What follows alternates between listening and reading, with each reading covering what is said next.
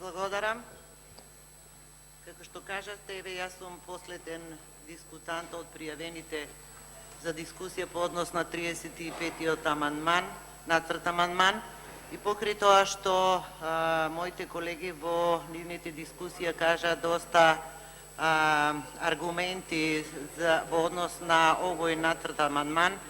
јас ќе се обидам еве на кратко да кажам нешто од мој аспект за по однос на текстот на 35-тиот нацрт амандман. Овој нацрт амандман, почитувани колеги, е всушност повторување на нешто што го има веќе во нашиот устав и нема некое значење, така што можете слободно да си го гласате. Вие изминатите или на вчерашниот ден со гласањето на двата амандмани, односно 33-тиот и 34-тиот амандман, всушност ја завршивте работата за Грција, а на наша голема штета. Во текстот на 35-тиот нацрт амандман има дополнување на членот 3 од Уставот на Република Македонија со една точка, а тоа е дека Републиката го почитува суверенитетот, територијалниот интегритет и политичката независност на соседните држави.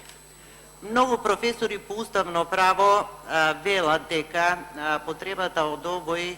амандман или 35-тиот амандман всушност е целосно непотребна и дека секоја една држава која што преку обврската да го почитува меѓународното право има обврска да го почитува суверенитетот, територијалниот интегритет и политичката независност на соседните држави. Исто така во членот 8 став 1 алинеја 11 од нашиот устав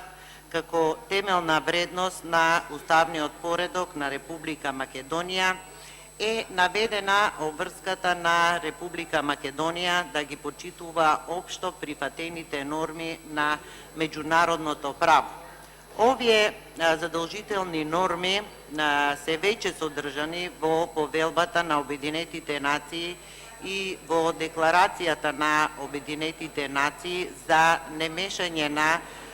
во внатрешните работи на државите и заштитата на нивната независност и суверенитет и во многу други акти од меѓународен карактер кои Република Македонија е должна да ги почитува како субјект во меѓународните односи. Тоа е причината, зошто сметаат професорите по уставно право дека всушност и нема потреба од вградување во нашиот устав од еден ваков член или ваква точка. Со ова барање, всушност Грција, сакам да го истакнам тоа, дека всушност Грција се потврдува нашето укажување досега дека овој договор со Република Грција е асиметричен и со него се повредуваат сите меѓународни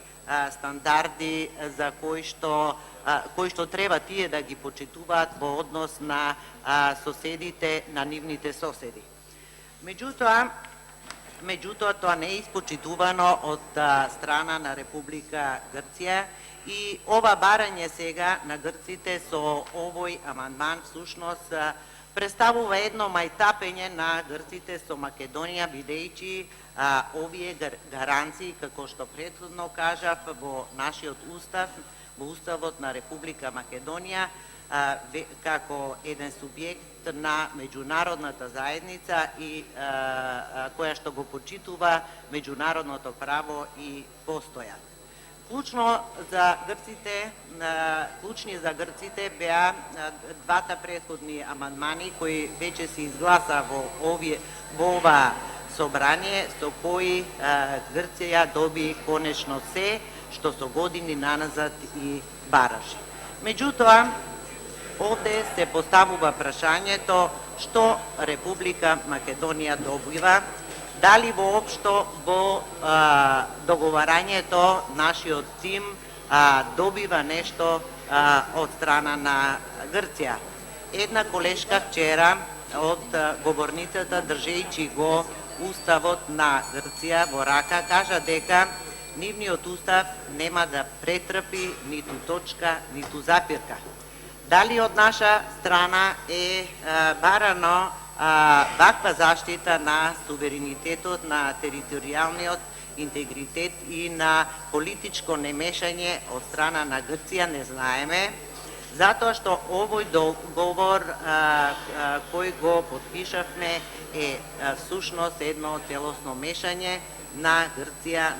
во нашата натрешна политика и сушност во нашето натрешно уредување. Овој договор со Грција всушност е една комплетна или целосна капитулација на Република Македонија на зелена маса со еден подпис на министерот Никола Димитров, со ваша подршка, почитувани колеги, во парламентот, каде без дискусии, значи со молчење,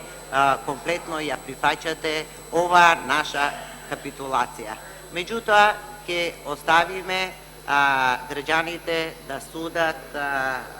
за ваквото ваше однесување во овој парламент. Јас овде ќе ја прекинам со дискусијата, бидејќи гледам дека